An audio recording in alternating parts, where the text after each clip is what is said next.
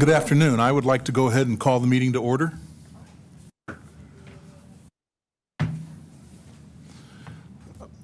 First, I'd like to, we have the invocation today given by Chaplain Antoine Charles with the Corpus Christi Police. Thank you. Let us pray.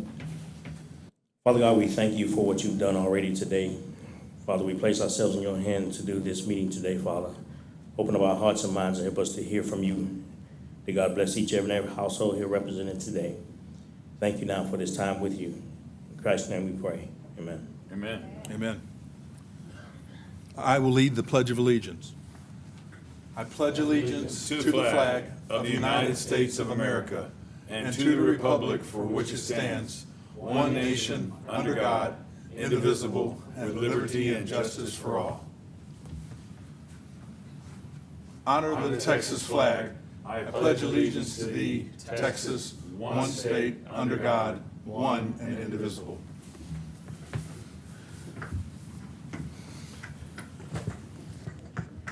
City Secretary Rebecca Huerta, would you please call the roll of the required charter officers? Mayor Paulette Guajardo is absent. Council members Roland Barrera. Here. Silvia Campos. Here. Gil Hernandez. Here. Michael Hunter. Here. Jim Klein. Here. Mike Pusley is absent. Mayor Pro Tem Everett Roy. Here. Dan Suckley. Here. City Manager Peter Zanoni. Present. City Attorney Miles Risley. Mayor and Council, a quorum of the council and the required charter officers are present to conduct the meeting.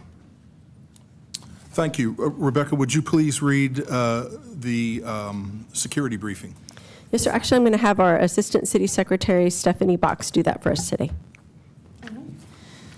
Good afternoon. In the event of an emergency, you will exit the boardroom to my right, the council's left, and proceed towards the west stairwell down to the first floor, where you will exit through the west side doors. Once outside, you will continue toward the clock tower adjacent to the transfer station.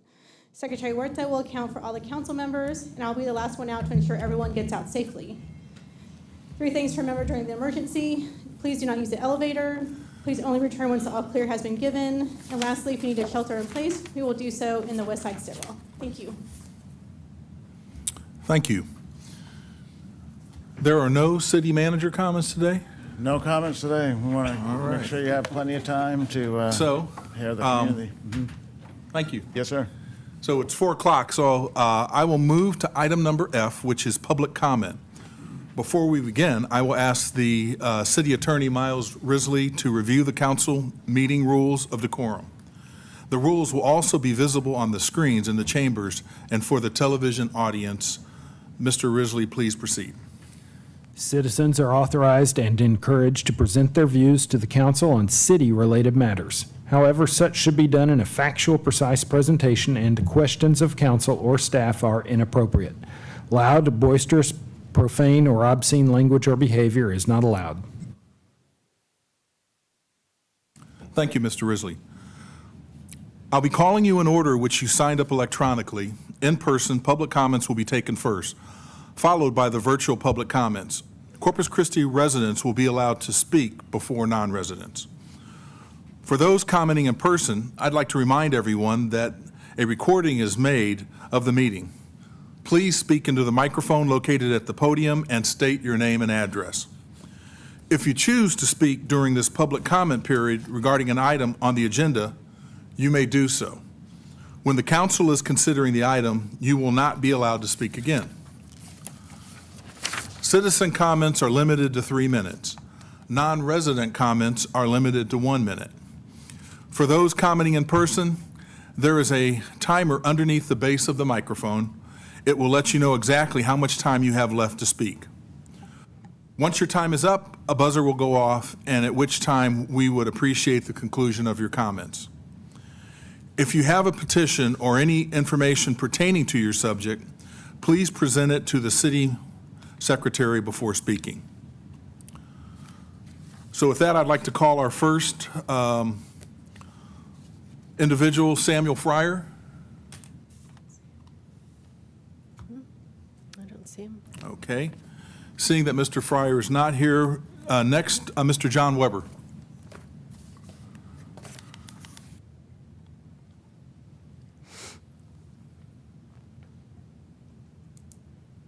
John Weber, 609 Naples Street.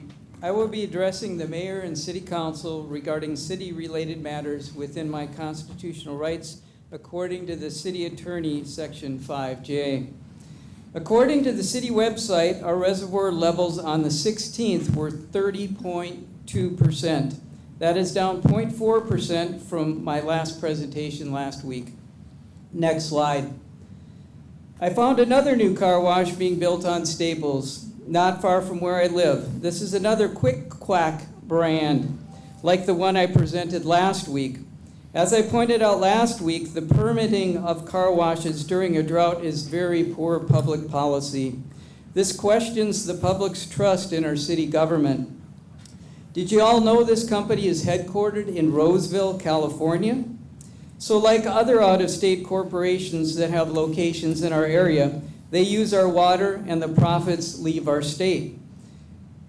These out-of-state corporations compete with our locally owned companies that keep most of their profits locally. Next slide. Any revisions to the drought contingency plan should address all water users, including commercial car washes. They must reduce their water usage at the same rate as other users. For public trust, any meetings regarding the revisions to the drought contingency plan should be posted as public meetings and be open to public comment. The public must ensure they aren't the ones taking the brunt of any water restrictions, knowing that residential water users are a relatively small part of the total water supply.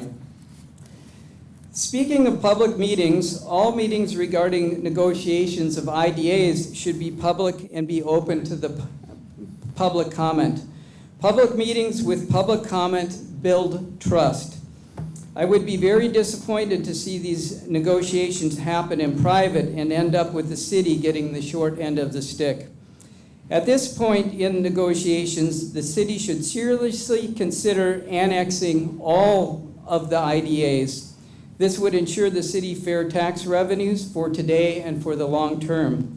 Anything short of annexing all the IDAs should be negotiated in public and open meetings. Thank you. As always, have a nice day.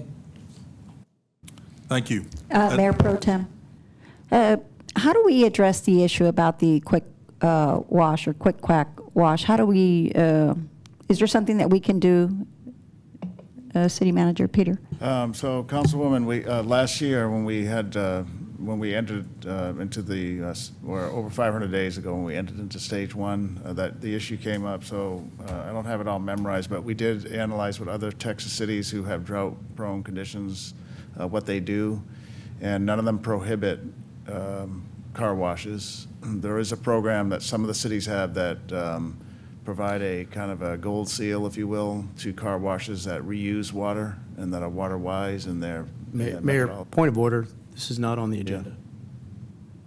You're right, but I just needed a way to address this issue. Would this be something that we can look at again at a future date? Is that something that is possible? City Secretary, so this item's not on the agenda, correct? So No, we sir, need- it's a public comment. And I'm asking the city manager to look into the issue of the, At a future meeting, at a future meeting. Okay, or thank just you. provide future Okay. correspondence, Thank you. yes. Thank you. Next is Rachel Caballero.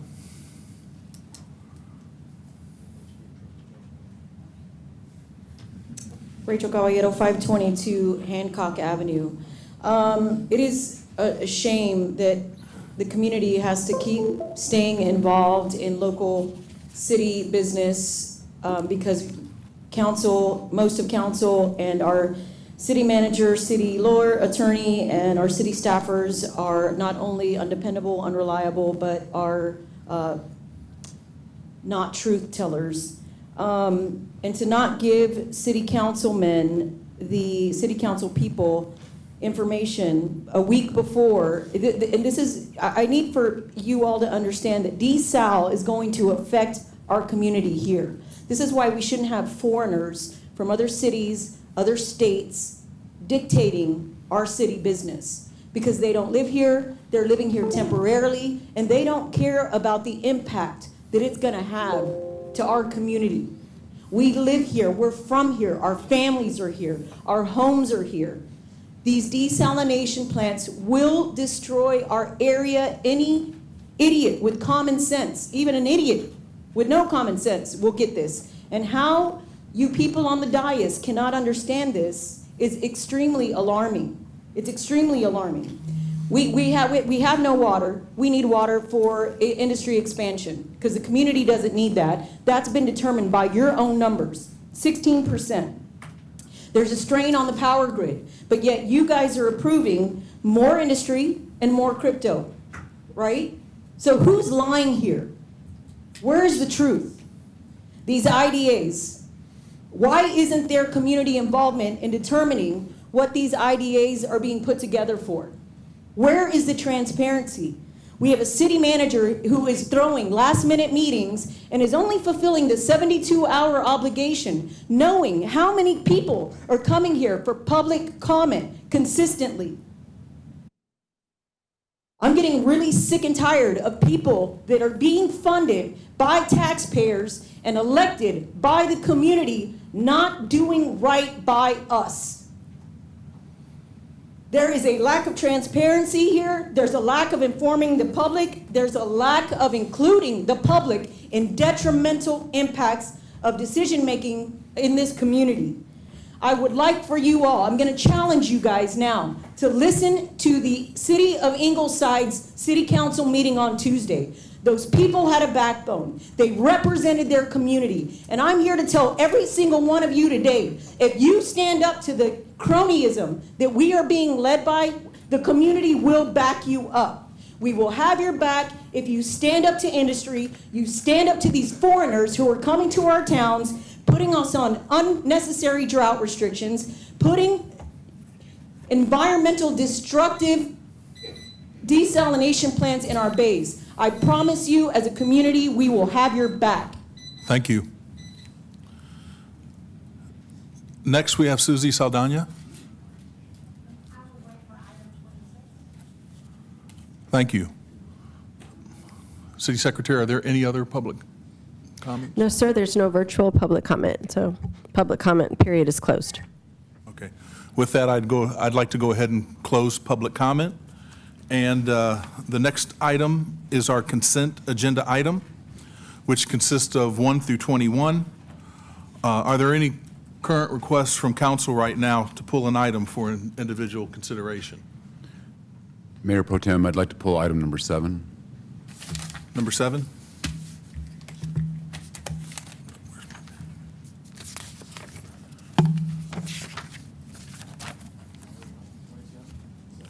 Number 7. Are there any other items that would like to be pulled? Seeing that there's no additional items, are there any requests for public to pull an item? Susie, you said that, what number was that? 26, but it's not on consent. It's not on consent, okay. No, sir. All right. I'll entertain a motion to approve consent agenda. So moved. Second. With the exception of item 7. With the exception of item number 7. Yes, sir. Second. All in favor? Aye. Aye. Opposed? The motion carries. So item number 7 is a zoning case, 112302. It's the Gulf Hudson Holdings and Patsy A. Brooks District. That's in District 1. Ordinance rezoning a property at near 8159 Stillwell Lane. Yeah, Mayor Pro Tem, I posed this at the last meeting, and I will again today for the same reason. I think this is a good project. I know there's a need for low-income housing. I just think this is situated far too close to the refineries up there. I'm not trustful of the air quality in that region. I know there already is an existing mobile home park there. I don't want to see it expanded, so I'm going to be voting no on this item. Thank you. Are there any other comments? I move for approval. Second. I have approval in a second. All in favor? Aye. Aye. Opposed? No. The motion carries. Thank you.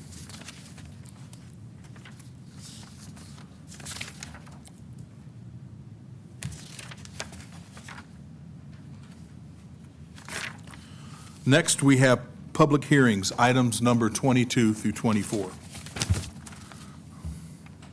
The first item is an ordinance amending the city code relating to technology-based local limits for discharge of wastewater into the city's wastewater treatment plants in accordance with the Texas Commission on Environmental Quality Regulations. Yes. Good evening. Nick Winkleman, Interim Director, CCW. Mayor Pro Tem, I'd like to make a motion to approve. It's a public hearing, right? Well, I still wanted to hear his Sure, that's presentation. fine. Absolutely fine. Sure. Okay, so the CCW has a pre-treatment program which is required for all publicly owned wastewater treatment facilities. Local limits are a required element of the program. Local limits are intended to protect the plant, receiving waters, and the health and safety of our employees. Local limits are imposed upon our industrial commercial users. These local limits are the constituents and the concentration of the constituents that are found in the wastewater. As part of our TCEQ program, TCEQ reviewed our discharge permits for the wastewater plants, and they recommended review of the existing ordinance, which has these local limits. After review of the local limits and investigation, we even hired plumber and associates and engineer to conduct the information and do the sampling. We proposed new limits to TCEQ. Those were proposed to TCEQ and approved. And now it's a TCEQ requirement that our ordinance is updated with those proposed limits. The ordinance does list the limits, and of course the red line version lists the changes of those limits. Overall, the limits are still more stringent than what the TCEQ typically recommends. And we decided to move forward with the recommendations in TCEQ approved. A little bit of background, and you can notice in the ordinance, the first section refers to Allison and the Greenwood wastewater treatment plants. Those are the only wastewater treatment plants that have industrial users providing wastewater to the plants. And then there's another portion of the ordinance that has that lists OSO and the Broadway wastewater treatment plant. If you notice, those constituents do not have concentrations. That's because those plants currently don't have any industrial or commercial users. But it establishes the constituents so that if someone does apply for a permit, those constituents are the ones we will be requesting information for, reviewing, and then possibly issuing a permit to them. Standing by for questions. Are there any questions? Councilmember Hernandez? Mr. Winkleman, we've had kind of our interaction with TCEQ with regards to some other issues. And I'm curious, is this something that when they said they recommended you to review it, was it a directive for you to review it? Did they have the authority to review it? Were you outside the TCEQ limits? What was their reasoning for asking you to review your limits? The condition was review and approval of our discharge permits for the wastewater plants. And it is required to do that and review and update as requested. The last update was done approximately 10 years ago. Okay, so I guess let me make sure I ask this question correctly. Were you outside the limits of TCEQ's requirements with your current with the standards you had in previously? Sure. So we were not outside the limits, but as a condition of the discharge permit approval, we had to do the review and analysis of the technically based local limits. Okay, so if you were below the limits of TCEQ in the previous one that you're changing, right? if we were below the limits from TCEQ and you reviewed it and you recommended the same numbers, would there be any challenges to that, or would you not get your permit?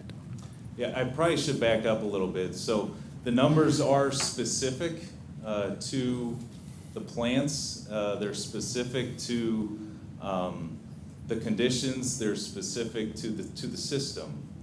And what happens is we compile the data. We take samples from influent into the wastewater treatment plants, effluent going into the receiving waters, and throughout the system. That data is analyzed. It was analyzed by Plummer and Associates, and we provided that to TCEQ. TCEQ then reviewed the information as well.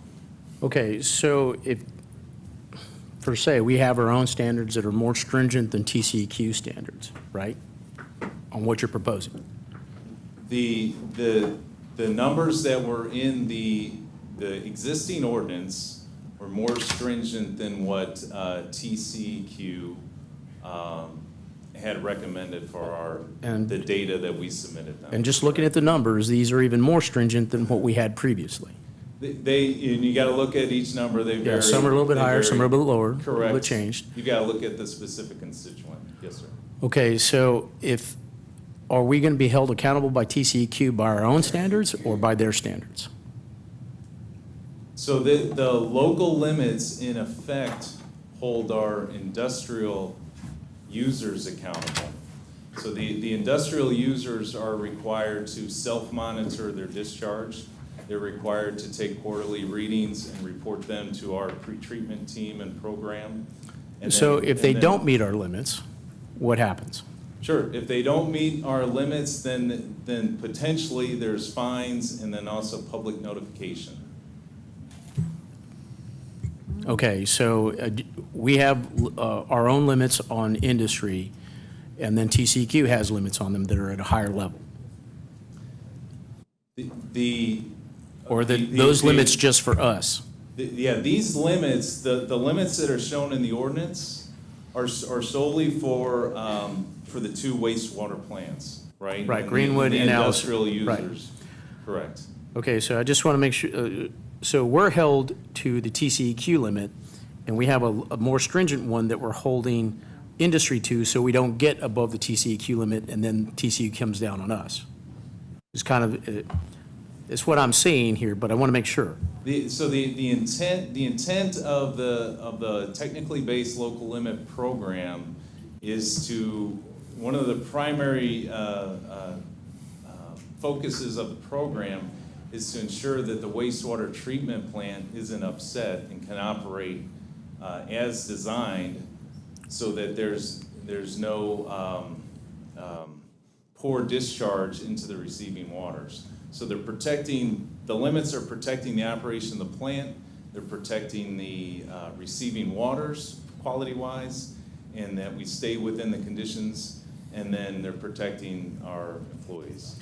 Is any of this part of our consent agreement with the EPA?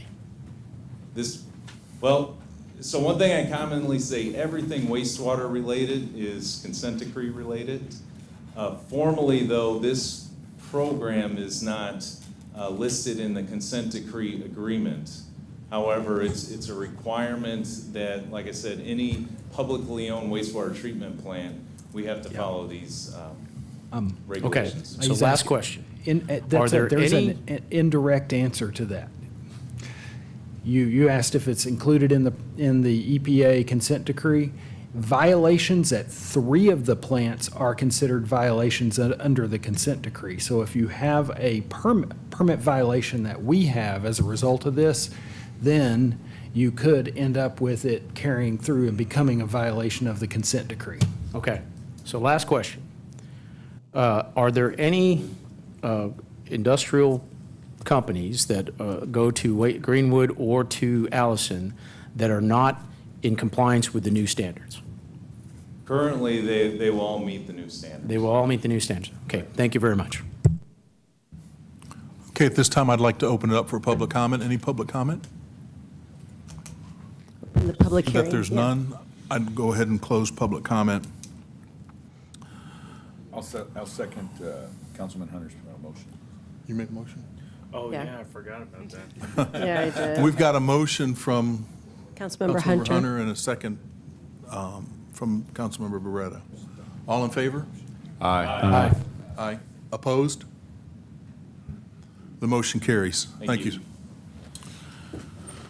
Next, we have item number 23, which is an ordinance authorizing a water arterial transmission and grid main construction and reimbursement agreement up to $131,833.90 with MPM Development. Mayor Pro Tem, I move for approval. Second.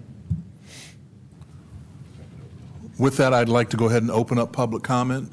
Is there any public comment?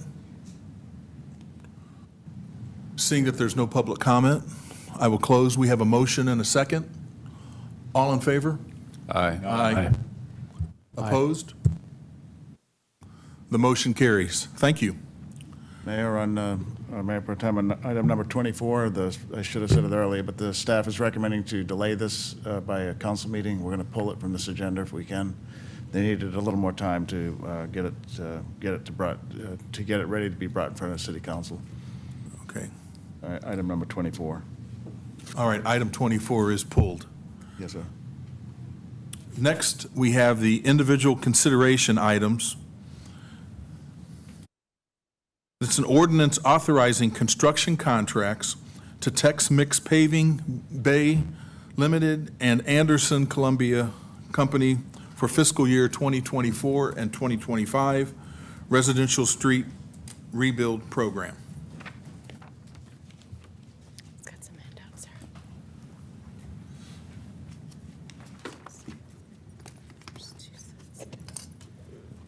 Mayor Pro Tem, Ernie De La Garza, Director of Public Works. I'm going to have the presentation passed out and also the street list that wasn't included with the upload. Apologize, but that should have been included with the upload. So you have the list of all the streets that are going to get built with this contract broken down by each district.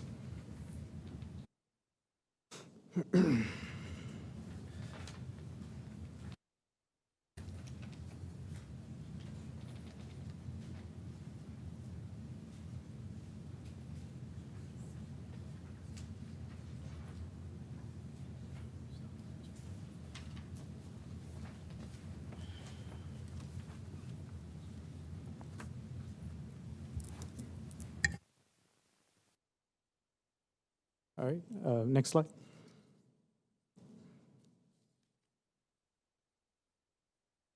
All right, so the locations for this project are various citywide residential streets as listed on the Rapid Pavement Program, the 5-year list for the fiscal year 2024. So we have a total of 96 residential streets will be issued on this contract. That totals 20 centerline miles. And so this is the contractual portion of the plan to complete the construction of all the residential streets on the Rapid Pavement Program. We also have an in-house portion that's not included, but I did give you the in-house streets on the list. So you have both the in-house streets and then you have the contractual streets. But this contract is just for, this contract and presentation is only for the streets that are going to get built through the contractors. Next slide. All right, so your project scope includes resurfacing of local streets, minor utility adjustments wherever we need to adjust valves or manholes, and then also if we're tying into a street that does have existing ADA facilities, then we also have to bring those up to standard, and any flat work that's needed for the transitional work that we might run into during the construction in the residential areas. Next slide.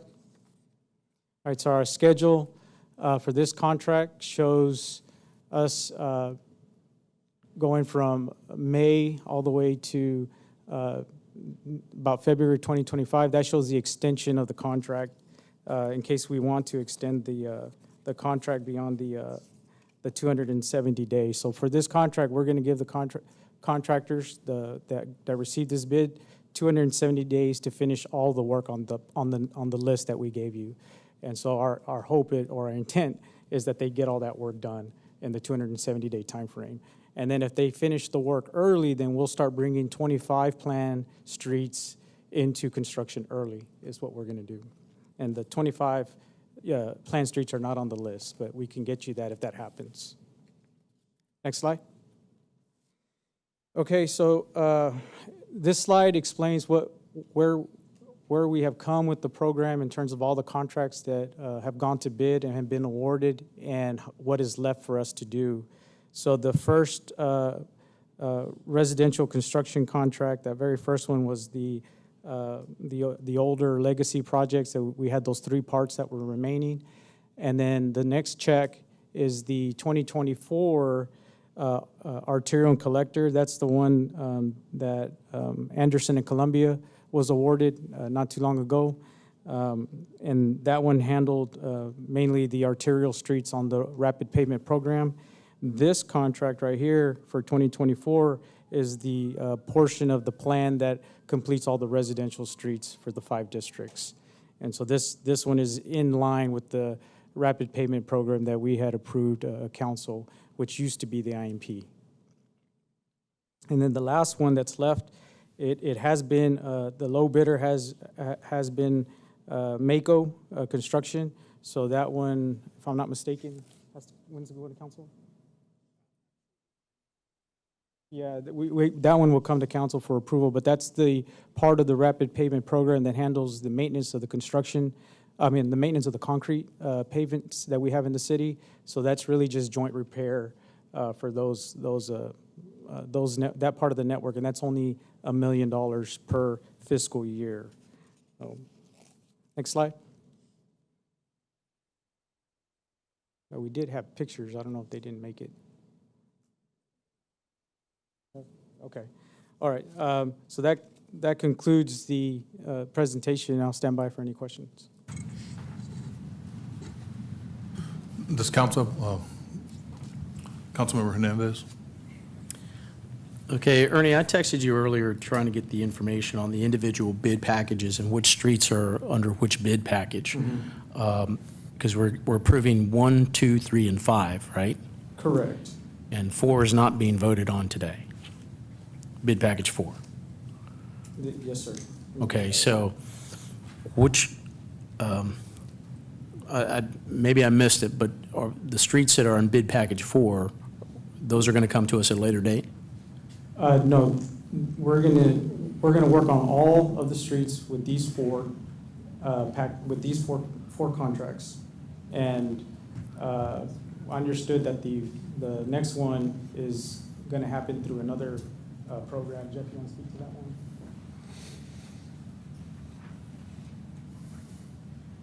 We didn't award that at this time because there might be some complications on that. We've got a decision to make on which way to go on that, but there may be a future action coming to council to award that contract. But we bid this with 5 different packages. We had 4 bidders bid. 1 bid all packages. You had a few bid only 1, and you had 1 bid that there were 3 bids on it, and you had some that were just 1. So it created a little bit of a strange situation where if we awarded that one, we'd be awarding it to a contractor that had a higher bid price than the one that was the second low bidder on the one where we got 3 bids. So we're debating that. We're probably going to be bringing it forward in a future meeting. All right, I understand that. When I had asked that, I wanted to know which contractor was doing which streets. Right. So are they not assigned a street? No, sir. The way we bid this is it's an indefinite deliverable, indefinite quantity contract. So what we do is we issue the delivery orders through our engineering team at Public Works. So they get a street, they complete it, they get another street based on. We're going to issue them by cluster, yes, sir. Okay, so a cluster, so 3 or 4 streets within a neighborhood kind of thing. Right. And the map that is in the presentation shows you what those clusters look like.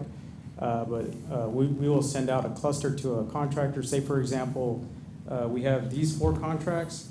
So on day 1, notice to proceed, we're going to send out 4 delivery orders, and it'll be Tex Mix Paving will receive one delivery order with a cluster of streets, and then Bay Limited will receive 1, and then Anderson will receive 1, And then Bay, because they should have two paving teams Okay. to go. Now, we have been contacted by the contractors, and they have explained that they have the potential to give us two paving teams. And so even though they have one contract, if they can fill two teams, we're going to let them. We're going to issue them a delivery order. So right now, as far as the rapid pavement program is concerned for 2024, we've already started working in District 4, and we've already, with the in-house resources. So the next ones on the list are going to be the districts that we haven't worked on. So right now, Bay is also working through that change order, if you recall. They're currently doing some work. I believe it was District 2. And then now District 1, 3, and 5 are the ones that we're going to issue with this notice to proceed. And then also our in-house resources are going to be moving to a new location after they're done at Figueroa Street, which is Okay, so Councilman Roy's district. now that you've explained that, and I just want to make sure I understand this completely, because each one of these bid packages have a different dollar amount associated with it, based on, but the engineer's opinion has the exact same cost for all of them. Is this based on the number of lane miles? Because you have different bids at different price ranges for somewhat similar work. We're issuing the contract ceiling, and it's the contract ceiling, at the same amount for all the contractors. So they've all got a different schedule of values that will be applied to their delivery orders. But we thought the fairest way to do it is issue it at an even amount, and it's based on the availability of funds. Okay, you can understand the confusion here, right? You have different you have the bid packages with similar amount of, I guess, streets associated with it, or a similar amount of work at different price ranges. So is one bid package going to have more lane miles than the other based on how much money you spend, or is it going to be based on the street? I mean, what's the differentiation here in terms of why we're bidding these out at a different cost for similar packages? Right, so the way they bid it is, through the low bid process, you understand that. Right. But as far as how I'm going to assign the work, the biggest delta when we researched the prices was in the wrap bid item, is what I remember. So I think there was about in a comparison with the low bidder and the high bidder, there was about a $500,000 difference on the wrap bid item. And so knowing that, if we can go and assign the high bidder with the intent, I guess they bid it with the intent to use a lot of wrap. Because we're testing the streets now, we can use that testing data to give them streets where we're almost certain they're not going to need the use of wrap. And so really, if it's pure hot mix, the hot mix prices are somewhat comparable. So we can go and give a contractor that probably had a very high price on the wrap a street that we know may not need the wrap item, and then that will help level out the cost. They bid it because they bid it that way because they weren't sure how the wrap was going to be used. And so if you recall, Bay Construction, they've already been working on this program through that change order. So they had some working knowledge of the process, so that's why they bid lower, is my guess. But that being said, we can go and assign the work so that I know for a fact if the testing results tell me that I'm anticipating a lot of full depth repair, I can give, say for example, Anderson, Columbia, those streets, and then they can pretty much be certain that they're not going to have to need the wrap item to begin with. So I think that was mainly a risk on their part. They were just bidding the risk because they weren't sure. So because these are indefinite, deliverable contracts, for us to go and give them packages in advance with the streets, and then they bid those packages, that's because of the way we scope the work for this program, and we want to be fast. There's no way to know when they're going to run into a base failure. So we go and test before, and we get an idea of what those properties are, but we would have to go and test every 100 feet for 40 miles of roadway to go and be certain but we have a pretty good handle on these test results because we've already tested 76 streets, for example, that we know when they're gonna have base failures and when they're not. So that's something that we can take into the next bid when we go, when this program matures and we have a better working knowledge of how, you know, they're gonna react to these prices and how they function. Because right now, like I said, Bay is the only one that has that working knowledge because they've been doing all the work under a change order. And so what I plan to do before we get started on the contract, before notice to proceed, we're gonna have what's the equivalent of a pre-pave meeting, where we give them a presentation of pretty much an assembly line of the workflow. We have pictures of what step 1 is, step 2 is, step 3, so on and so forth. And then once they have that, then I'm pretty sure they would be like, well, if I would have known this, I would have bid it with less risk because I knew what I was getting into. But right now, they just had the quantities and they knew that it was streets on the 24 plan. But again, you know, this is going to be the first year. We're going on the second year of a brand new program that we've just rolled out. And so this is us, you know, getting better, continuously improving, and then getting better and tighter bids when we move forward. Okay, it seems to be a very complicated process in terms of how this is going to be paid for. And I understand you're doing an IDIQ program, but I've never seen it like in these packages that way. You kind of do it by the contractor, not necessarily by a bid package. It's not uncommon where we don't really have the work spelled out in a detailed fashion at the time of the bid. You know, Look, we do this already, right? We do the IDIQ programs on the small diameter right, and stuff. sometimes we award it over the bid amount if we get good pricing. Sometimes it's under the bid amount based on budget availability. So why not? Uncommon for why not bid it out by the instead of having these bid packages, just have it by, you know, you select the companies and say, okay, 1, 2, 3, you guys have these contracts to do these streets, and up to a certain amount, and that's what we do with the pipe programs, right? And for large diameter and small diameter pipes. Why are we doing this differently?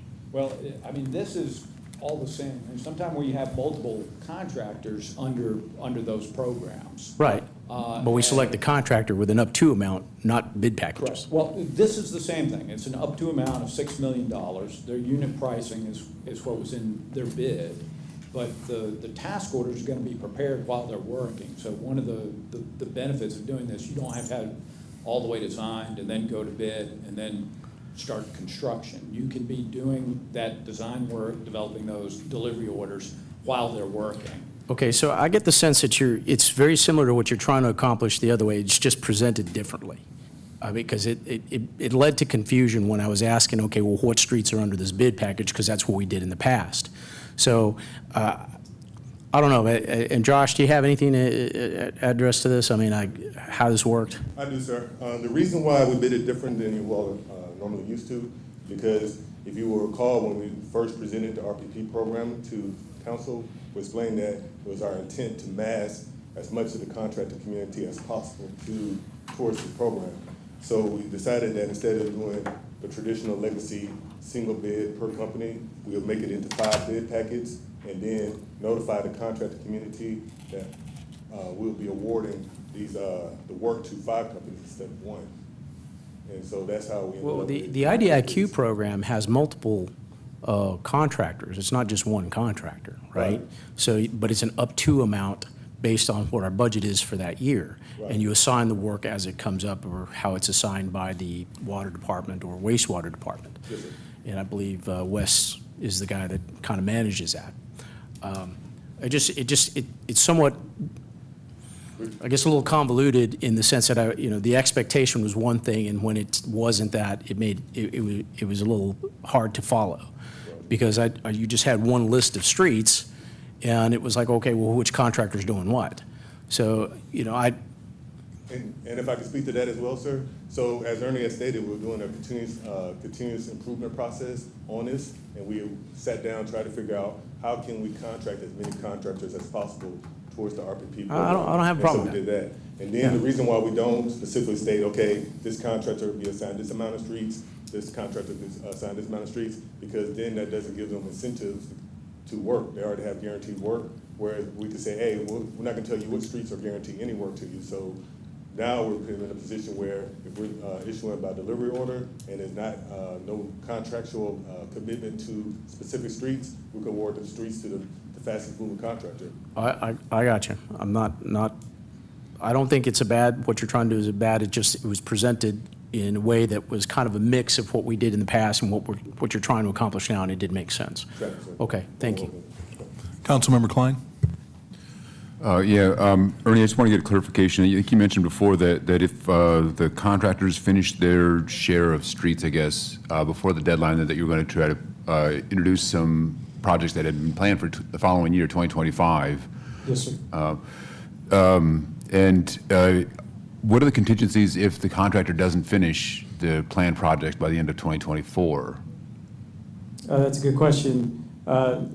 We have our contingencies built into the contract. So we have contract language that says, and it kind of goes to your point, sir, about why we didn't put these set quantities for set roadway before, is that we say in the contract, or there's verbiage in there that says, you have to prove that you have the capability to field multiple crews, and you have to give that to us before we give you a delivery order. And so the intent is that we didn't give them streets in advance so that a contractor cannot backlog work and then come to us later and say, well, I got this contract with these 5 streets. I'm guaranteed these 5 streets regardless of how long it takes me to build them. And that was the biggest challenge, because your point is exact, is we have paving season, we have centerline miles that we're trying to complete in a fiscal year, and we have a goal with a number that is going to come up in our next quarterly update, which is parallel to this contract. And so to answer your question is that our contingency is that if, say, for example, one of the 4 contractors starts to lag, then I'm going to give their work to another contractor that's moving fast.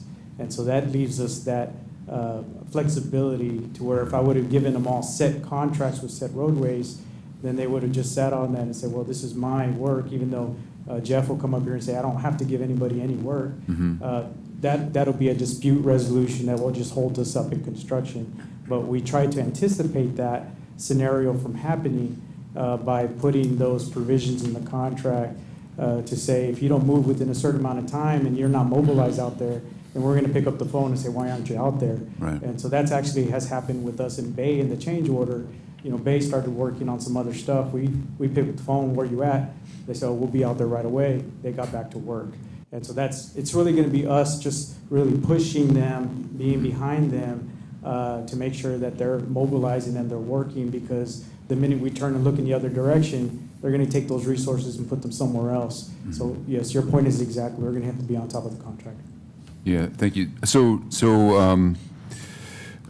this is a good project. We have a dire need, and I applaud you for taking this effort to meet that need.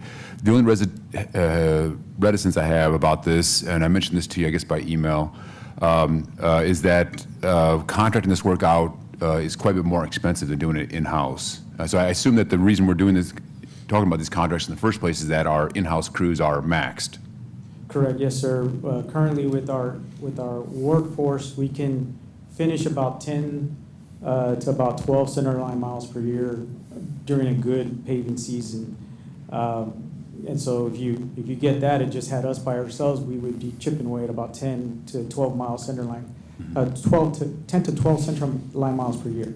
Now, if we have these force multipliers with these 5 or 4 contractors, then we would multiply that times 4, and that's why we had that projected number that we sent to y'all when we had the what used to be the IMP, now the Rapid Payment Program. That number is what we're projecting based on this many contractors all working simultaneously throughout, the 5 districts. Yeah, so that's all good. And as I said, there's a dire need for this because the streets have been neglected for far too long. I guess I want to maybe touch on this again. Do you have plans down the road to increase the size or the numbers, I guess, of the in-house crews? Because this represents a pretty significant cost savings for the taxpayers in the city. Absolutely, yes, sir. We are, so when Manuel Hernandez, Assistant Director, he took hold of that org chart and he optimized it for where he found, there were problems and where he found he could have some efficiencies built into the program. He went and submitted all those new JAQs to Human Resources. And so now we've been working with Rebecca and her team to get those out. So actually, coincidentally, by about Monday timeframe, we're going to roll out, I think the number is 24 positions, and a lot of them are brand new, I guess retooled JAQs that they worked with us. And a lot of that had to do with the old processes that we had in place at Public Works where they required a CDL for some positions, but they were maybe not needed. And so Manuel retooled all that, wrote some new JAQs. He wrote, I think, 9 or 12 new ones that he had to work, go back and forth with Human Resources so that we make sure it's all in the up and up. And then those are actually going to get posted. And so that 24 numbers where we're going to be fully staffed. That 24 should get our productivity up, hopefully, to the 20 mark, if we're successful. And then we will come to council during budget season once we've assessed all our equipment needs, because we need to be able to use all those resources efficiently. So we might need some more equipment coming next budget season. But we want to make sure that we have all of that analyzed and all the costs for y'all to review before we just say, this is what we need. Yeah, okay, great. I look forward to those discussions. Thank you, Ernie. Yes, sir. Councilmember Suckley? Thank you. Thanks, Ernie. With respect to these contracts, this looks like it's going to be the most progress the city's made on streets in a long time, between this and the in-house crew. So thanks for getting us there. Real quick, refresh our memory on the the rapid pavement program. What is the thickness of the asphalt that we're putting down on that? So the answer is it depends, because we are going to test every single roadway. So in a scenario where the test results come back and you have a pretty solid substructure, we're only coming back with 2 inches because we feel that 2 inches is all it needs. We'll go do some superficial repairs, and then we'll go over there with a 2-inch overlay because the structure, for whatever reason, in the past that road was built well. It has pretty good base, pretty good subgrade, and it doesn't need much. In some other scenarios, we've replaced from one block to the other block 8 to 10 inches, full depth hot mix, one end to the other, because everything was completely soft and probably there was some moisture intrusion under there or something like that. So we just had to dig out all the soft stuff and then put in a full thick layer of hot mix. So you guys are testing the existing roadways in advance to figure out, what you need to do in terms of thickness and all that. After the fact, and really honing in on the hot mix itself, there's several hot mix plants here in town. Bay has its own, right? And I guess there's a couple others. But how do we validate, you continue to hear, I had someone complain today to me about the street's only 5 years old and it's already not holding up. So how do we validate what we thought we were getting is actually what we're getting? And is hot mix all the same? Or is there different versions of hot mix? And how do we test it or validate it after it's done to confirm that it's up to our specifications? So we do have standard specifications built into our contracts that the contractor has to meet. But in addition to that, we, as I mentioned before, we bought an impedance gauge, which is the gauge that goes and checks the density of the hot mix after it's been placed. That is something that we really weren't checking. There was what they call in-place densities that were done as per spec, but we're actually requiring that for the base repairs and the surface as well. And so in putting those requirements in there, we have like hold point inspection where we tell the contractor, once you finish with the patch, before you come with your lift on top of these patches, we have to go and check to make sure everything's compacted properly. But as far as the hot mix itself, that's kind of a very complex question to answer. But just to simplify it, you have rocks and you have asphalt. And so you check the quality of the rocks, you check the quality of the asphalt. And what the contractor does is they send us documentation before saying that, one, your mixture meets the requirements that you're asking for whatever it is that you're going to pay for before it comes to the project. But in addition to that, the individual ingredients have been tested and they meet their own qualifications before we even send them out. So right now, it's really just here are our results, from our suppliers, and then we use that as validation for the individual ingredients. Once they come out to the field in the form of a mixture, then we test how they are functioning in place. Okay. Last question. I know the couple times you and I have driven around District 4 recently, there's been several instances where the roadways are narrow. They need improvement. They may not be on this current list today, but they need improvement soon. But we talked about trying to come back and if they were on the list, being able to go a little wider. So when you guys scope out and you go test the surface, the existing surface, are they also saying, hey, instead of 23 feet wide, we can go to 26 on this one? Correct. Okay. Yeah, and we did that, with our in-house crews. We might have taken out a couple of mailboxes, trying to go wider, but that's usually what the challenge is, that they just put a bunch of mailboxes in the way. We'll try to go as wide as we can, but then still keep all of that stuff in place. Yeah. Okay, great. Thanks, Ernie. Yes, sir. Councilmember Campos? Thank you, Mayor Pro Tem. It always comes back to the cost, right?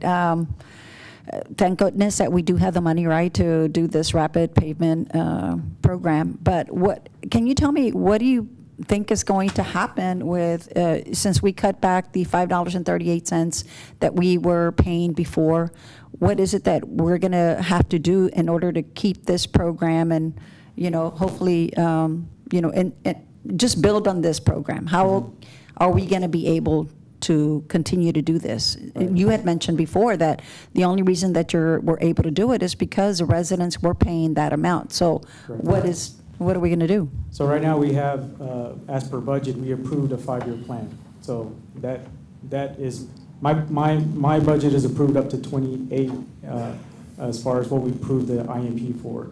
The first 2 years are going to go to work, and then the next 3 after that, all the way up to 28 are plan years. As far as I know, as Director of Public Works, I bring this council the need and the quantities and the cost. As far as where that's going to come from, I guess I could let Neiman answer that. Well, okay, so right now, Ernie, so we're good until when? 20? Yeah, so we have the IMP approved all the way to 28. That's the plan that's been approved by council. Okay, so hopefully this council is listening that, if we don't start planting the seed and thinking, ahead of time, we're going to end up in the same issue that we were, years ago, where we didn't have the money, to continue to do residential streets. I mean, our residents, of course, we all know, they've been suffering forever on our residential streets. And now that we see it coming, I'm like, oh my God, because that's the first thing that people have told me. I didn't mind paying the $5.38. So hopefully this council will look at this issue as budget, comes in again. So I just wanted to mention that because I know that's something that, our residents look at all the time. When is my street going to get fixed? But it won't if we don't have the money. Yes, sir. Councilmember Hunter? Thank you, Mayor Pro Tem.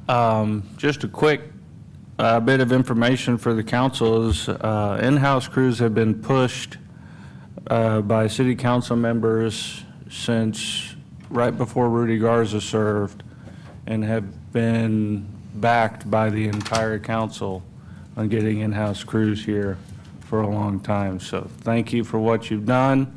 Thank you on behalf of the rest of the council members that have worked hard for that. Okay, I'm gonna ask you a couple questions. I don't need a competition between you and Gil on who has the microphone the most. So quick, short answers with me wins my vote. I have a similar concern to Ms. Campos, and that is,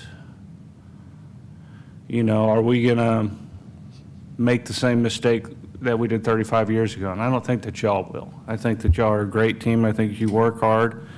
And I think groups like Peter and all of you and your staffs that you've put together have very, very bright futures. What I'm concerned is if somebody else comes in behind you, right? So if we go and do all this, are we, I ask you this every time, and I do this because I have to hear it on the microphone. Sure. Are we working with engineering or any respectable and all respectable departments on the EPA issues and other issues with our city so we won't have to go back and recreate a street? And I know you've answered this a bunch of times, Right. and you've heard us ask you these questions a bunch of times, but we don't want to have to do that. Correct. We don't want to make the same mistake we did 40 years ago that put us in this position. Right. So, but at the same time, you can't really vote against streets. Right. So do I have y'all's word that y'all are all working together so that we're not going to be digging up the same streets that we had in the past? The answer is yes. Thank you. Councilmember Hernandez? Sorry, Peter wasn't here when Councilman Campos was answering her question. What she was referring to was the street user fee that was on our utility bill that we replaced with funding from the general fund. Plus also, per our budget policy, when we first started this, we were only doing 1/3 of 1 cent of our taxes for streets. Now we're at 1 cent of the overall taxes. Plus, we also have money from the industrial district agreements that are going to our streets. So as far as our budget policy, we haven't reduced the money just because we eliminated the street user fee. We just replaced it with money coming out of the general fund because we had that fund there, and it was more appropriate to be coming from ad valorem taxes where you have protections for people that you don't have on a utility bill. So that was a more appropriate place to put it. I know why they did it in the past, as to say they weren't going to raise taxes associated with that, but it's more appropriate to be within the general fund as opposed to a utility payment. So that was the reason there, but no funding has been reduced for streets. Okay, so I just want to make sure that we didn't leave with that thought process that we weren't funding streets to the same level we did when we had the street user fee. That's correct, Councilman. And if you can confirm that, Peter. That's confirmed. In fact, in the past 5 years, city councils have increased streets funding each of the years. So we have the highest level of street funding. And now we have a system to be able to deliver it. It's one thing to budget money, but if you can't produce, then it's for naught. So we have, and to Councilman Klein, we need a combination of city crews and private sector crews. We can't do all this work ourselves, being the city team. So that every city in Texas at least has a blend of city versus contract crews. And so we want that, even though in some cases the contract crews are a little more expensive. It's a matter of distribution of work. We have the funds, we have a great public works team now, great processes in place. And it takes time to get to this level. And we've been working at it for 5 years, and this is probably, as one of the councilmen said, Councilman, I think Suckley, this is the most number of streets, the most lane miles we're going to produce in a long, long time. And if we look at the time frame, we're here in January awarding contracts for this fiscal year. That is tremendous. In the past, we were awarding contracts at the end of the fiscal year for the prior fiscal year. So the goal is to even do this a little sooner in the November timeframe even, because we know what the budget's going to be. So time is of the essence. We know that we have a 60-year backlog of residential street reconstructions. With the rapid paving program, we can reduce that to 12. But we need all hands on deck, and the strategy here, while it may be a little confusing and we didn't maybe presented this clearly, we have 5 contractors plus the city crews all hitting the pavement tomorrow or the next day when it gets a little warmer. But Okay. and that's what we need. But anyway, Councilman, to your point, so streets funding has not been decreased. The streets user fee had its place in time 10 years ago. It's been superseded, as Councilman said, with the city council policy that directs general fund revenues, property tax, industrial development taxes, specifically to streets. So it worked at the time. It had its place in time. I think at this point we have a better system in place than the user fee. Right, and so the other question had to do with a specific street in District 5. It's Cody Lane, and it's on your list to be done by a contractor, and I understand this is a rapid, now this is that one street that has an issue with drainage, not the entire street, just from Sanders to Sneed. because the stormwater inlets are on the corner and it's supposed to drain outward, but it doesn't. I guess it hadn't been. Will they address any of that? As best they can with the profile. So remember, you manage drainage with the curb. Right. And we all know that. Well, it's just that over time, it sank. Right, And it right. doesn't drain out to the corners anymore. Correct, So yeah. you have to, if you're not doing the curb, I'm not sure how you're Right. raising that area. Yeah, we can level up with hot mix and then raise the profile, but it just depends on where that curb lies. So if the curb is sunk, then we're going to be in situations where we're really working it. We have that situation on a number of streets, and we've been able to lessen, I guess is the better word, but to Okay. completely fix drainage issues, you would have to tear out all the curb and gutter and do everything again. I understand, and it just happened to be that one. There's another street, Impala, that has kind of the same issue, that we have to send a vacuum truck every time it rains in order to drain that area. But I know since you have it on your list, I know it's going to be something that may come up. Okay, thank you. Councilmember Campos? Thank you, Mayor Pro Tem. Okay, so just for clarification, when we voted to remove the maintenance fee, the street maintenance fee, the $5.38. Right. I believe it was bringing in about, what, $12 million? Yeah, about 12 million in recent times. So 12 what you're million. saying is that in the past, the previous city council was not directing, or the city manager, I'm not sure, combination of both, I guess, money into our residential street program, or there was no residential street program, or how would you define that? How would you explain that? Right, it's a mix of city manager budgetary recommendations and city council policy direction when it comes to financial policies. So there's two things. This city council is a trendsetter in the state where we have financial policies that direct us how much funding to include in certain areas in the budget, right? And so over time, money has been directed from the general fund, property taxes from the industrial development agreements. A percentage is mandated to go to the streets. And Councilman Hernandez was one that kind of helped that to be developed. And so in the first budget I did here and everyone since then, we put even more money into streets as a recommendation than what the policies recommend and what the user fee could generate, knowing streets was priority number one for the community. And so when we look at all the fees and charges for service and property taxes, it was this city council's recommendation that the fee for streets outside of the property tax bill was probably outdated. And it does appear on the utility bill, even though it's not a utility. And so the perception that my utility bill is so much higher than anybody else's in Texas, that helped to fuel that. At the time, it was created, I guess, 10 years ago by a community group that the council appointed. We studied it in my prior place, and there was only a few in Texas that have this user fee, a few cities. This in Corpus Christi was one of them. So it's not a best practice per se to generate revenues for streets when you look at other cities in Texas. So it's all of the above is the answer to the question. That the goal going forward will be discipline in how we allocate our finite resources. And so just as staff can change, so can council. And so the councils moving forward need to say streets are a big priority. When we look at our revenues, we want to dedicate this much into streets. I agree, just like we do with all the other departments, that, we need to figure out, where the alignment, where the percentage of our budget should go to. Like, Yeah, it's an I'm annual grateful event. that Councilman Hernandez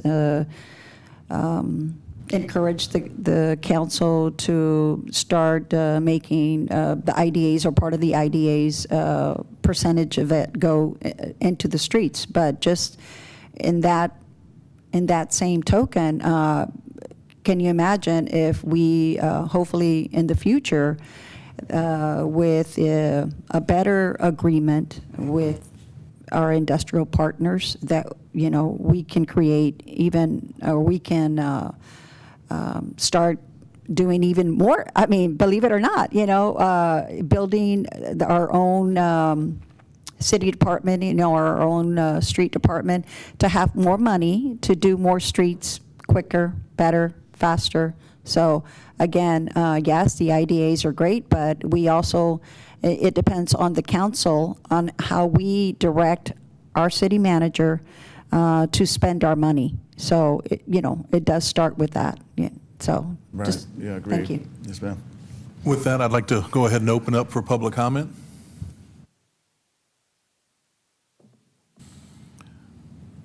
Seeing that there's no public comment, I'll close public comment, and I'll entertain a motion.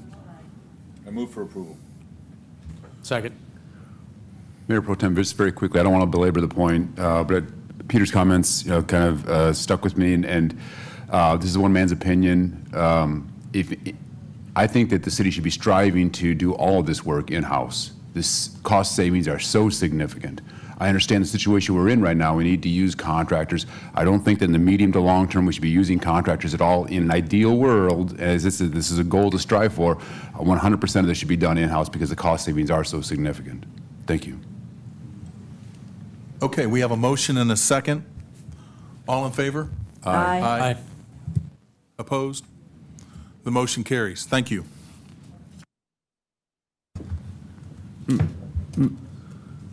Mayor Pro Tem, I'd like to make a motion to, is that item right? Yeah, if you want. Well, next we have our 6 PM public hearing. Mayor Pro Tem, I'd like to make a motion to start the 6 PM public hearing.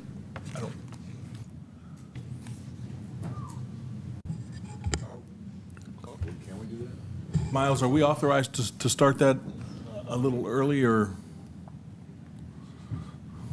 You have to be, you put out a notice to have a public hearing at 6 PM. You have to have a public hearing at 6 PM.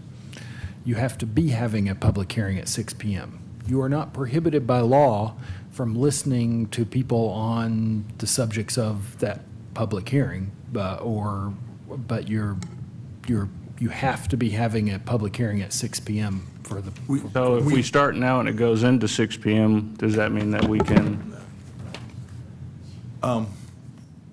My question is, if we have one person that is scheduled for public comment, can they do the public comment in advance, or do they need to wait when we reconvene at 6 PM? Legally, they can make a comment on anything they wish, so that's permissible. Susie, do you? Wait, Okay. I'm sorry, could you clarify? I'm sorry. Councilman Hernandez and I were talking while this was coming up. But say, what about public comment again? I thought we had a specific time where public comment was. This is a public Right. comment on a specific agenda item. Okay, and then you can only make public comment on a specific agenda, right? Right, and we Okay. have one agenda item left. Yeah. And we have one person that's signed up. Okay, all right. So- Thank you for the clarification. Okay. At this point in time, then, I would like to, Mayor Pro Tem, I noticed that Andre Fryer did show up, and then if we want to give him the opportunity to make his public comment, it's up to you. He was here late. I think he elected to do that at the second reading. Well, he was on item number 23. I am, yes, I understand. Okay. All right, that's fine. Okay. Is that okay with you? Can we,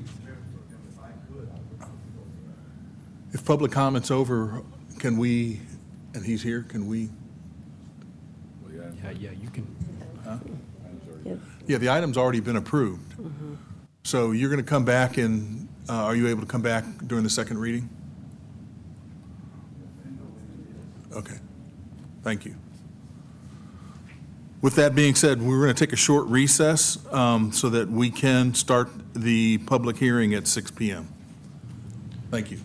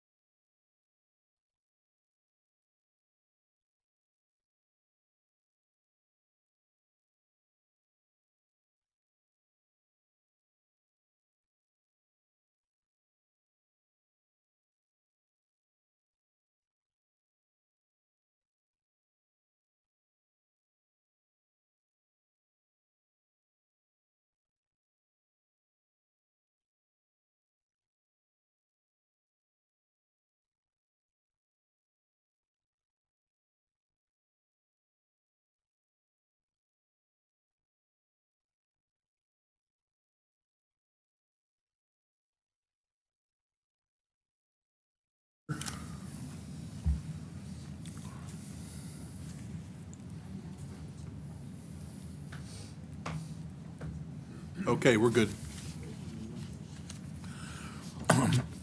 Last item of the day is item number 26.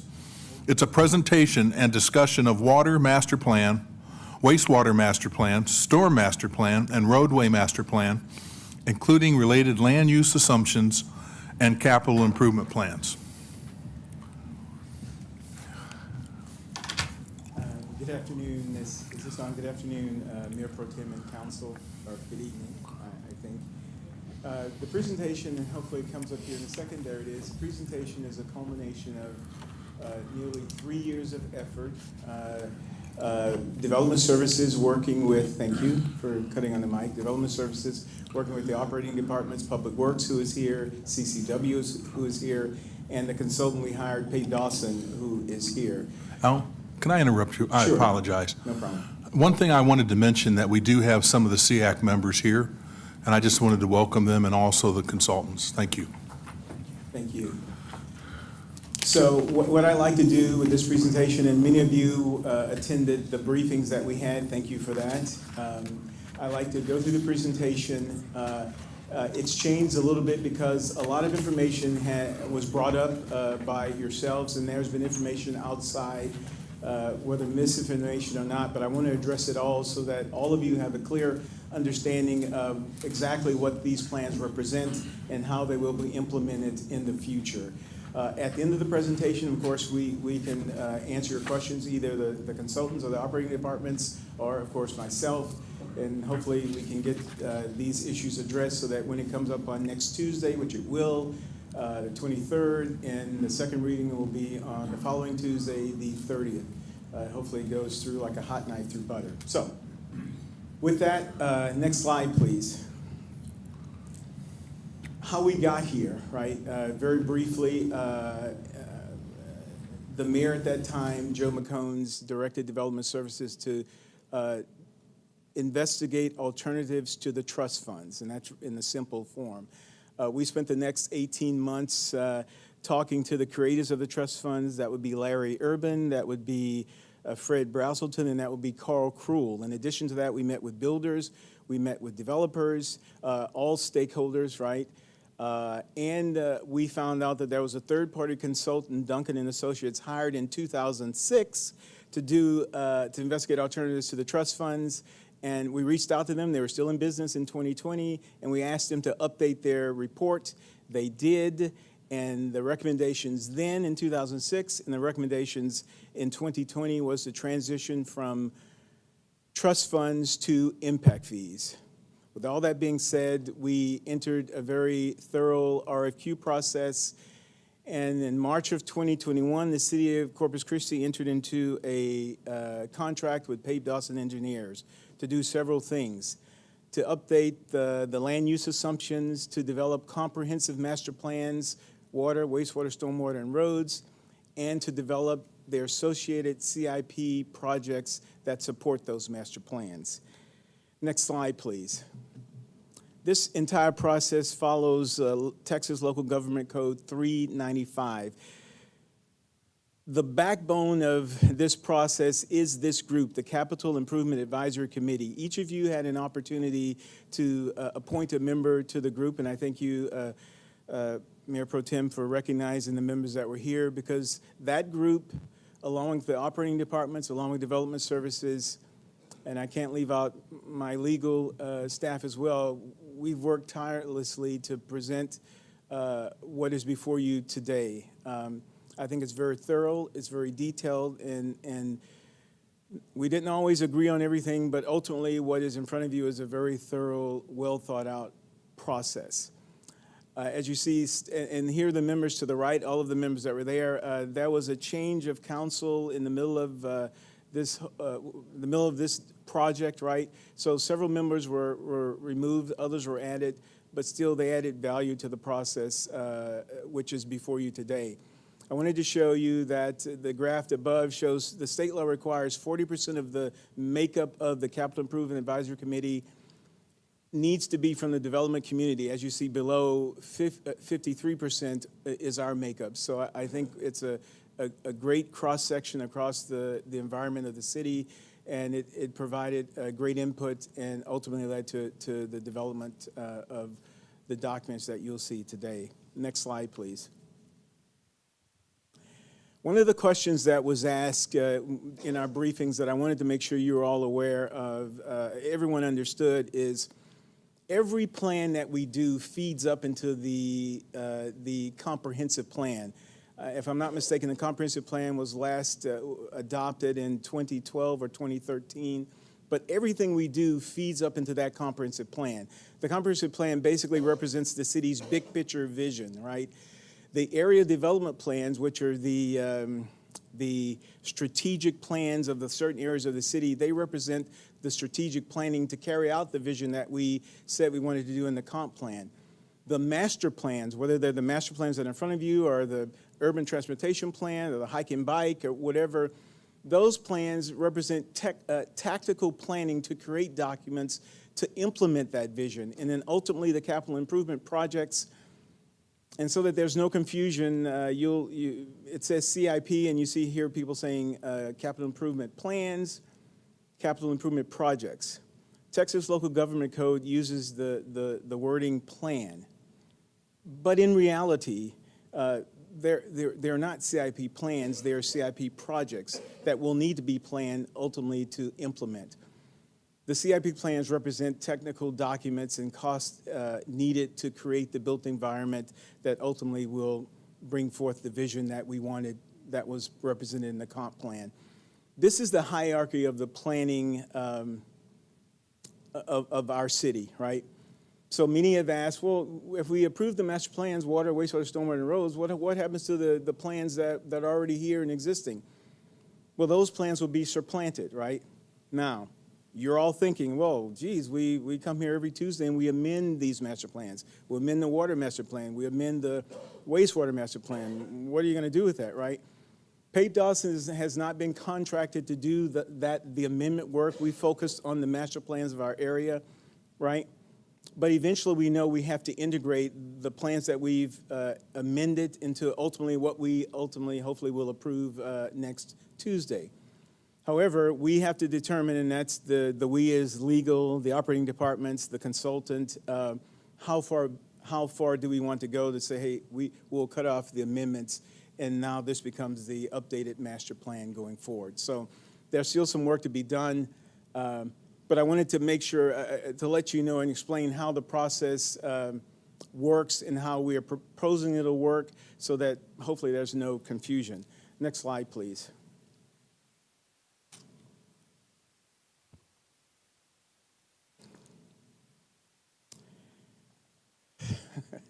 The master plan amendment process. From day one, a lot of the group of SEAC, everyone was concerned with how are you going to amend these master plans, right? And you know, are we being SEAC involved in the master plan amendments and these kind of things? What you see before you is still a work in process, but this is the idea, right? That we have the operating departments, the consultant, and I'm of course working with SEAC on it. This is kind of the idea in which we'll branch off and create our new master plan amendment process. There's got to be an amendment process, which are called the CIP. Those amendments that we bring forth all the time that go to the operating department, ultimately go to the planning commission, and ultimately to council. There are also master plan amendments that will impact the CIP. When that happens, SEAC has to be brought back into the loop. So the operating department will make recommendations. Those will go to SEAC. The committee will meet, review, evaluate, make recommendations. And those recommendations for or against will go to the planning commission and ultimately the council. It's still a work in progress, but this is kind of how these are the branches that I think the next master plan amendment policy will be built off of. Next slide, please. Okay. There has been, when in meeting with you, and again, thank you for meeting us on some of the briefings, and we've had other meetings, as you know, throughout the community with others, and most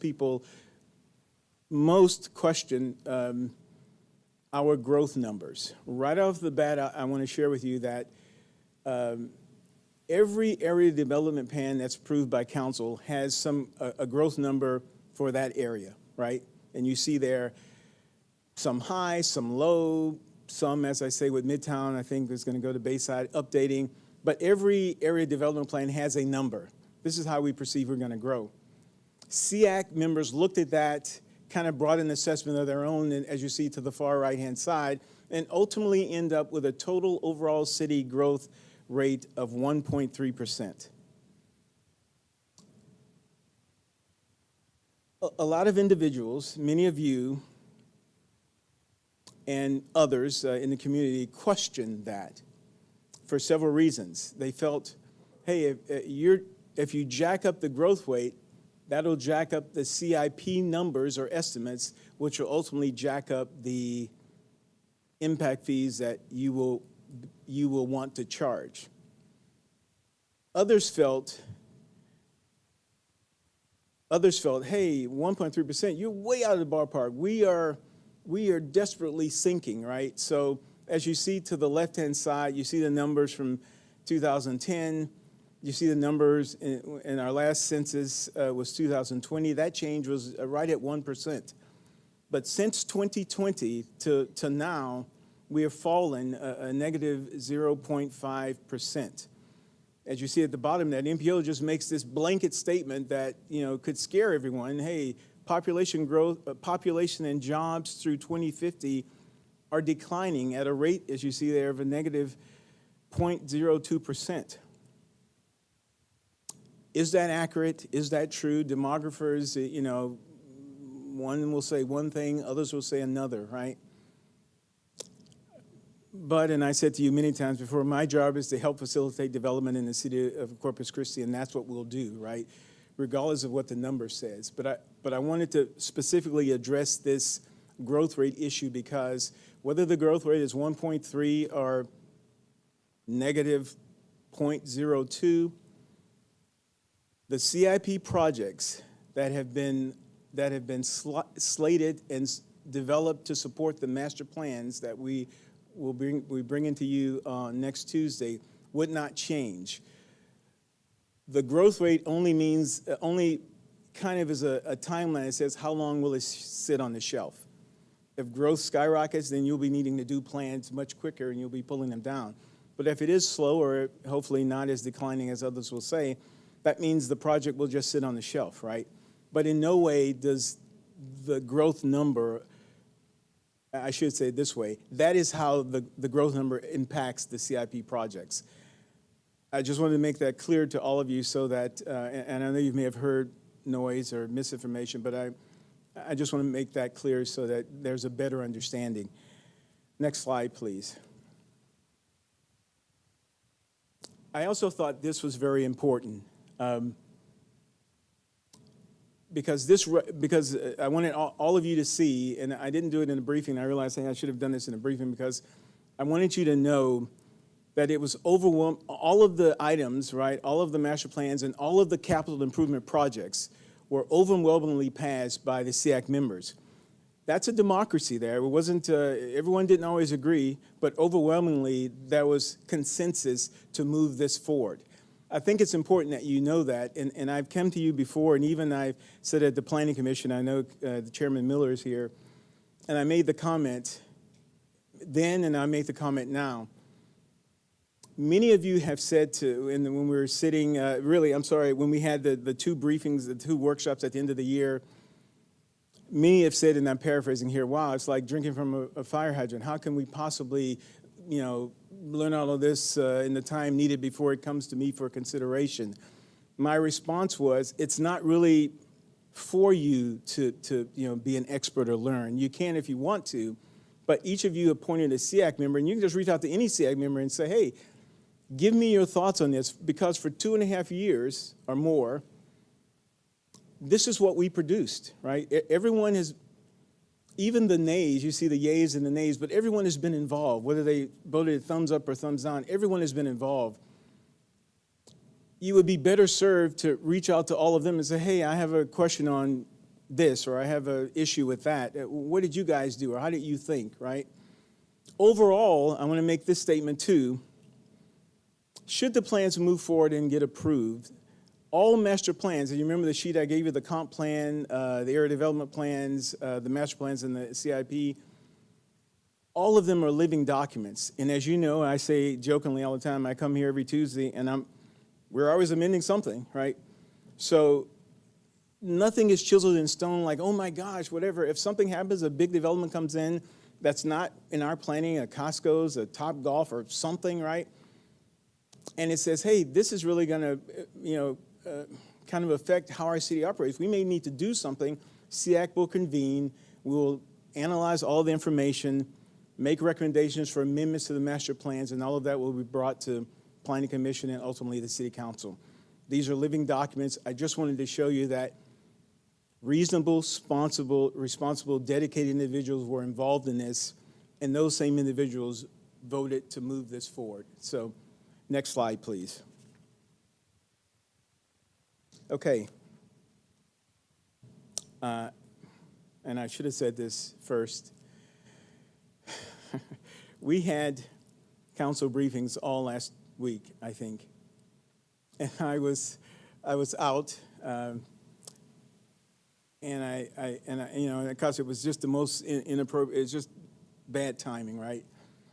I was out with COVID. I was really under the weather, and I couldn't engage. In the very first meeting where I heard some of the things that we're saying, and I wanted so bad to engage, I could barely talk or whatever. I couldn't engage, but I listened, and I want to bring some of those issues to you today. I'm not going toe-to-toe saying this is right, that's wrong, but what I'm going to do is explain to you exactly how estimating is done. Many of you may know this, but I'm going to explain exactly to you how it's done, because I know you are hearing information, misinformation or otherwise, about the estimates, the contingency, those kinds of things. And I just want to put it out there and explain it so that you're all on the same page. Cost estimating and contingency numbers are all, there's an industry standard. So on the right coast or the left coast or the right coast, if you engage an AE firm, there's an industry standard, American Association of Civil Engineers that deliver exactly how you do project estimating, right? Industry standard. In that industry standard, there's standards for how you do your estimates, and there's standards for the contingency that you utilize.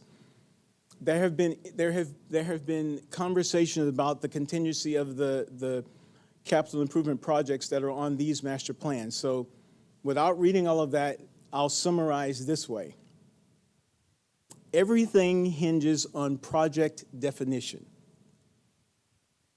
Everything, every estimate, every contingency hinges on project definition. The more defined the project is, the better the estimate is, the smaller the contingency is, because we know a lot of parameters. The more undefined a project is, probably the bigger the estimate will be, because there are a lot of unknowns, and the larger the contingency will be because there are a lot of unknowns.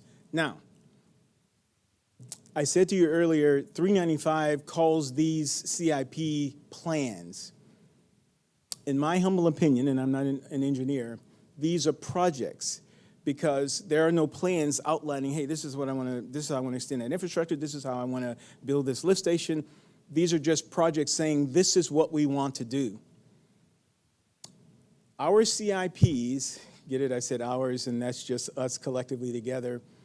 Our capital improvement projects are high-level estimates, right? Because we haven't paid an AE to drill down, pull a project down, drill down and say, hey, give me the good and bad, the ugly of what this project will cost to put on the ground.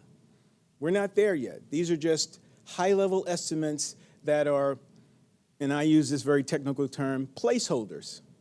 That when we get to that year or when growth gets to there, these are the things we know we need to do with our master plans. It's a plan that we have so that when someone else is standing here other than me or someone else is sitting there other than you, we have a plan to go to and says, I see, this is what we do, right? This is what the growth that was projected, and this is the roads we need, this is the water infrastructure we need, this is the stormwater infrastructure we need, this is the wastewater infrastructure we need, and here are the reasonable costs. Those will be pulled down. You guys had a whole 30-minute conversation with with Jeff Edmonds, Engineering Services. But at that point, he's dealing with defining a better project definition. But while we are here on these master plans, this is high-level estimates. And I just wanted you all to know that, right? So you shouldn't be diving into the weeds on these high-level estimates, right? Because they are high-level. There's some things that we know. Some of the projects we obviously incorporated that CCW and the other operating departments have on their list. Some are brand new that we incorporated, but it's very high level. And I just wanted all of us to be on the same page and get an understanding of that. Next slide, please.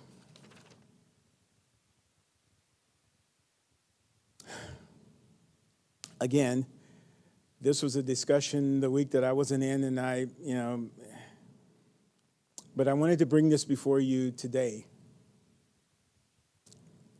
And I want to make a point, again, because I think there's misinformation going around. So I'll say this right off the bat. The master plans that will come before you next Tuesday, the sum total is about 4.9, let's say $5 billion. Those are placeholders, right? Let me start this way. And this is why I should have started this way. The above number, the above chart are the city's current, future, and proposed CIP projects, right? From 24 to 33, the total is $4.5 billion. And you see how it says 10-year CIP obligation. The city of Corpus Christi is not obligated to do the $4.5 billion.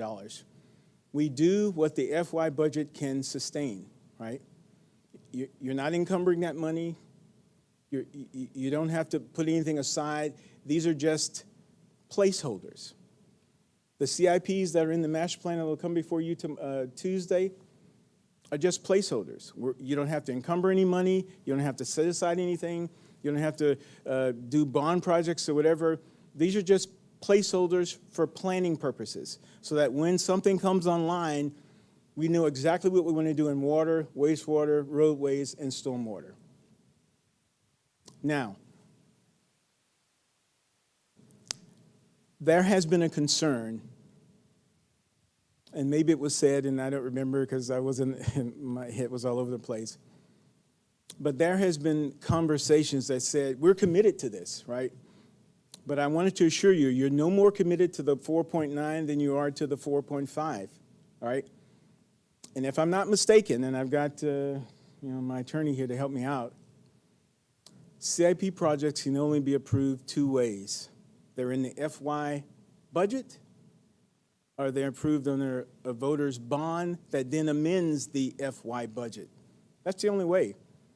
These are just plans. The one above, for 10 years that we have here with water, wastewater, stormwater, and roads, these are just plans. High-level estimates that said someday in 2030, we need to do something for water, wastewater, stormwater, and roads. Below are just estimates, right? As a matter of fact, and I want you to know this because this was asked too, almost all of the CIPs that you see there are in the numbers below, right? So some have asked during the briefings, what happens when we approve these CIPs? What's going to happen with these CIPs? Well, it has to be integrated. Most of this, and Grayson, my business manager, was graciously put water, stormwater, streets, and roads on here because a lot of it is in the Pape Dawson estimates, right? Because we are already working on some of this, or already planning some of that, but a lot of it is just new updated master plan information. So again, just placeholders. It's a plan for what we want to do in the future. You're not obligated. You don't have to encumber anything. It's just a plan so that you know what's in front of you should growth occur, right? Should you want to do these things. Again, information so that we're all on the same playing field. Next slide, please. This is a big one.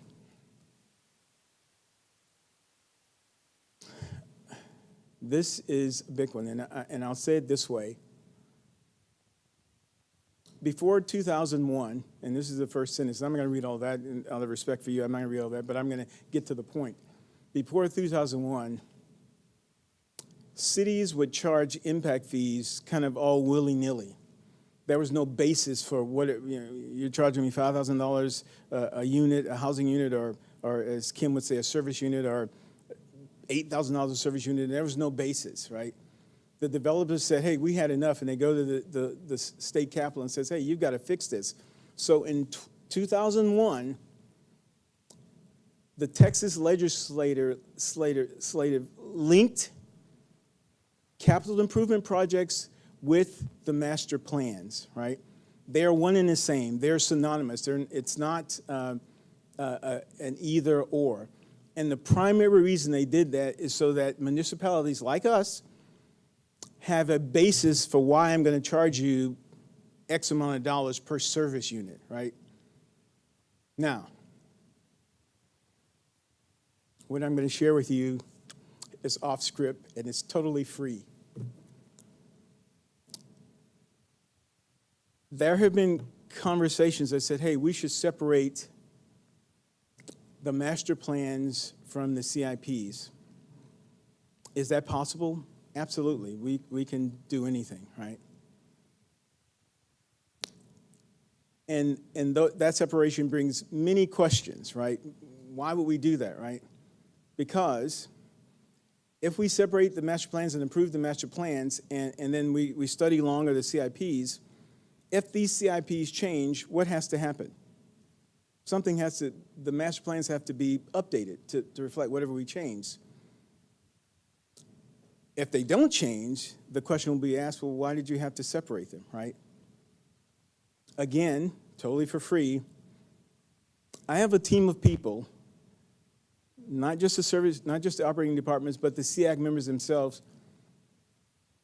who have committed a lot of time and effort to understanding what the city needs. And I'm only a 4-year guy here, so a lot of these guys have been here forever. And as I showed you in the vote tally, right or wrong, good or bad, overwhelmingly, they moved all of this forward, right? So it stands the reason that I would hope that you would consider that and not go down a path of separating these two. The last point I want to make about separating is this. The directive we were given, Development Services, one of the first things I did when I met Mayor McCombs, that was kind of one of my first meetings. You guys got to do this. Like, okay, whatever, right? But the directive was to find an alternative. I can't get, and the alternative we're working with now is impact fees. I can't get there if you uncouple the master plans from the capital improvement projects. Again, information, I want you to know that. Council has the ability to do whatever council desires to do, but I just want to, again, make sure we're all on the same page. Next slide, please. In closing, geez, 6:30. In closing, as I said, we used a projected growth rate of 1.3% in our future land use assumptions. Next slide. Many of you know we have 2 service areas in our water master plan, the mainland and the island. Many of you know we have 4 water sources. Many of you know we have 1 water treatment plant. We have 9 water storage tanks, and we have approximately 1,700 miles of distribution lines, right? The overall master plan puts forth 65 capital improvement projects over the next 10 years of $1.8 billion. Again, just a placeholder, not an encumbrance, not a set aside. It's just a plan to get us to where we would like to be. Next slide, please. You had a great conversation with Nick on the wastewater master plan and, of course, the consent decree. We have 6 water treatment plants, if you will, and thus we have 6 service areas. This city has a little over 106 lift stations, supported by over 100 miles of forced mains. We have approximately 1,200 miles of gravity sanitary lines. Our city is linear, so that's a very robust system, right? The near term, we offer 93 projects at about $265 million. The 10-year projection, we have 23 projects at $227 million, and ultimate is 141 projects, 44 projects at $438 million. Again, just placeholders, planning for the future. Next slide, please. The roadway master plan is very challenging. There are 21 service areas in the roadway master plan, and I'm going to tell you why. And when I showed the hierarchy of plans, you saw in there the urban transportation plan, right? And many would think, well, why don't you jettison an urban transportation plan when you do this?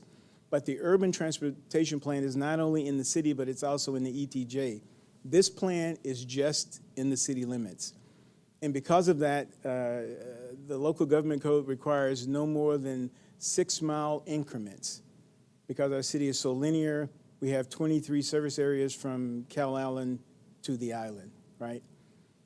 Across those 23 service areas, we put forward, I say we because we work collectively, we put forward 438 capital improvement projects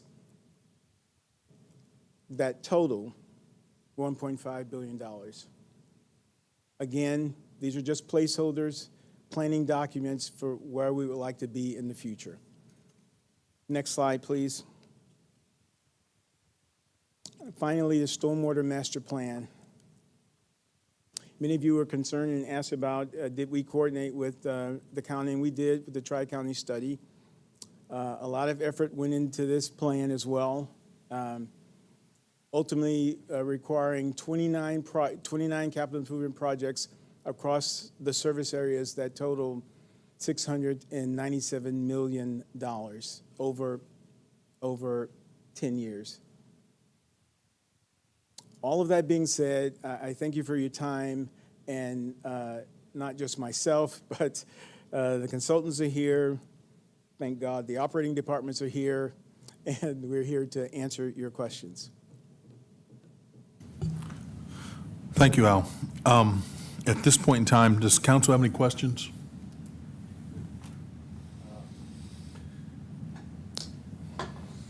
I just also want to remind everyone that this doesn't require voting. I do have questions, but, you know, in light of that this is a public hearing, I'd like to hear the public. I'll reserve my questions for Tuesday. Any other council members? Seeing that there's no questions at this time from council, what I would like to do is open it up for public comment.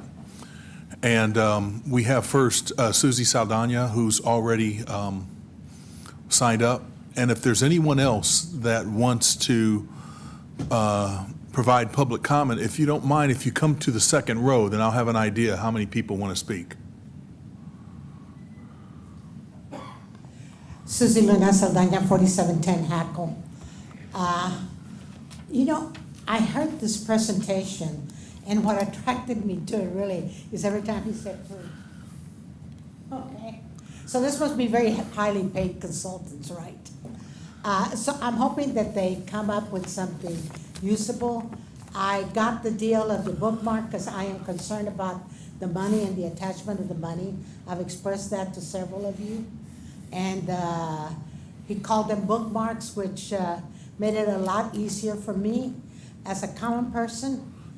But I am still concerned about some of the details.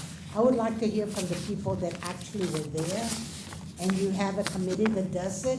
So I'm hoping that they come up and speak so that the rest of us who are just plain knowledgeable in the very basic sense would understand exactly what you're doing with the master plans. I see a master plan as something that's going to happen 10 years from now, 20 years from now, but I don't see how we're going to get there if you're attaching money to it. And this bookmarking thing really worries me, because if you set an amount, are we tied to that amount? or is it just really a bookmark? Those are the things I'm looking forward to seeing on Tuesday, and I will look forward to hearing from the rest of the people. Thank you. Mr. Michael Miller?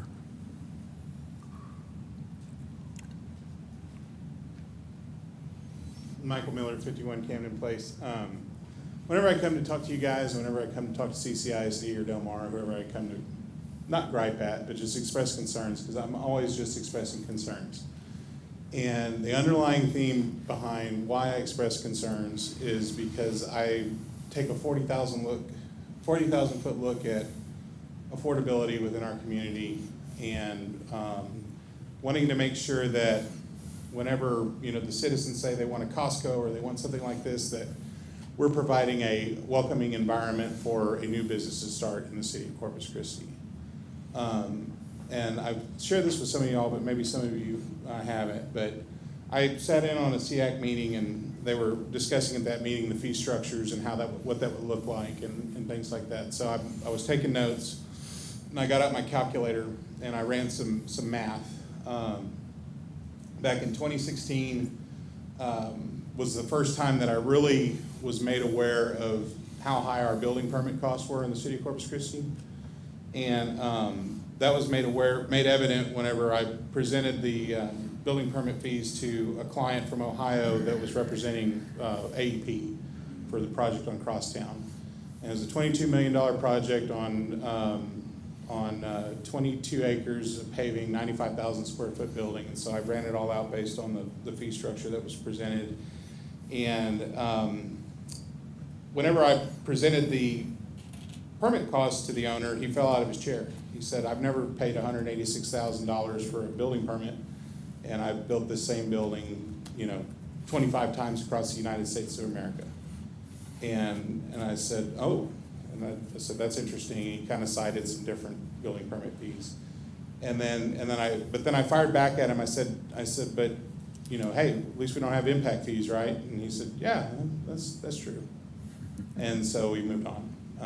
But based on my calculations, between building permit costs, impact fees, and everything else, that project would have been assessed about $405,000 worth of fees.